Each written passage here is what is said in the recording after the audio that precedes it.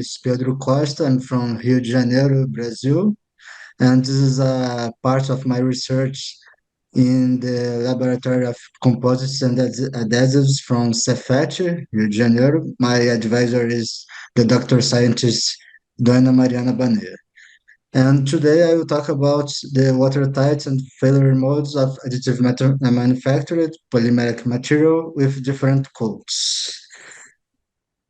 Um, so the motivation is a Brazilian Navy's project that I am responsible, and it's a virtual shooting range, and there is more than one systems. But what is important in this research is the floater. That is those things that comes in the water. So the floater needs to be, of course, buoying with a buoyancy in the water. So the last project used some life buoys commercially, life buoys, but they are not optimized, and we need to put some ballast to put the center of mass lower, and this is a problem because of the weight of the structure. And another information that is important is the time of the operation, that is 8 hours the most. So our goal is to produce a buoy that is 3D printer, and with that we can optimize the geometry. We can control the density of this with uh, changing the infill, and we can use a material that is more eco-friendly like PLA. So we need to study the tightness of these parts and to ensure that we use different coats. And our secondary goal is to see what's the impact of these coats in the uh, properties, mechanical properties of the material. So just to us to have the same knowledge, the floaters use some commonly materials. All of them are not the best for the environment, like polyethylene, polystyrene, and polyurethane. And usually they use some molding, like rotational molding or injection molds to be manufactured. And with that, we have a high cost to produce the mold. And another thing that is important is to see the common density of those floaters that are commercial, that are between 0.3 and 0.5 grams per centimeter cubic. So as everyone here already know, with fused deposition modeling, we can variate the density and the pattern of the infill, and it's a cheap technology, so because of that it's really popular nowadays. And we use the Creality and the 3S1. We use PLA from a Brazilian trend, and these parameters that you can see there.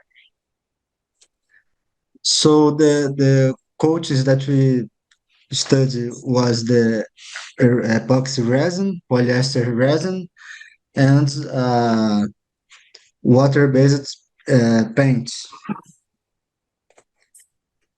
So we made three tests: the tensile, the bending, and the absorption tests. The only thing that we don't use the the normal use was from the absorption specimen that we made a hole. Our intention with that is to simulate some 3D printers errors that can occur, and sometimes we can't see that. So we are thinking about big buoys. So maybe something passed through our eyes. So we need to study things like that. And here are some images of those tests. And now we can discuss about the results. So here's just an example of the graphic of tension deformation that we use, and we can compare them, but it's easier to see in this kind of graphics. So Um, the resin, the epoxy resin and the epoxy paint, the water-based epoxy paint, didn't change much the resistance of the material, but the polyester made it worse. And there is an explanation that is a chemical interaction of those materials because both of them, the PLA and the polyester, are from the same family of plastics. The young model, we can see that, not a big variation. And in the bending tests, we can see a higher flexure strength from the coats of epoxy and epoxy paints. We can see there too that all of them worse a little the parameters after the ages, but almost all in mm, the same way. It's not one much better than the other.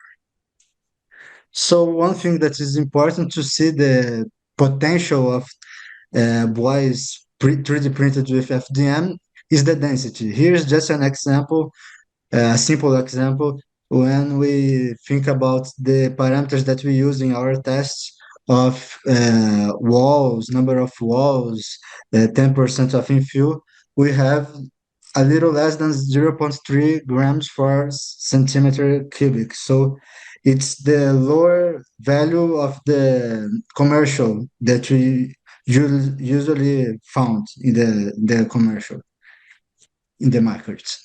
And the main part of our study is the absorption, and we can see that the impact is uh, really big when we use some kind of codes. So there is one control group that is only the PLA, we can see in blue, and the other one with those kinds of codes. All of them really make it watertight. So here you can see the numbers of the average of the absorption of PLA, and the other ones is around 1%. That is because of the surface, just the surface of the material. So we can conclude that is important to use some kind of codes to ensure that the watertight will happen.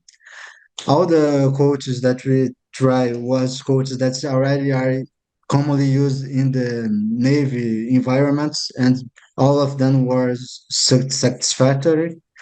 And the polyester resin worsened the mechanical properties, probably because of chemical interaction with the PLA. And because of the low cost of the paint, it's the more suitable for uh, our application. So now we are studying uh, the way that this material can handle pressure. We can see with that application that are not in the surface of the water, and we are trying to see through the impact of using the lightweight PLA to reduce even more the density of the material. And this was our text.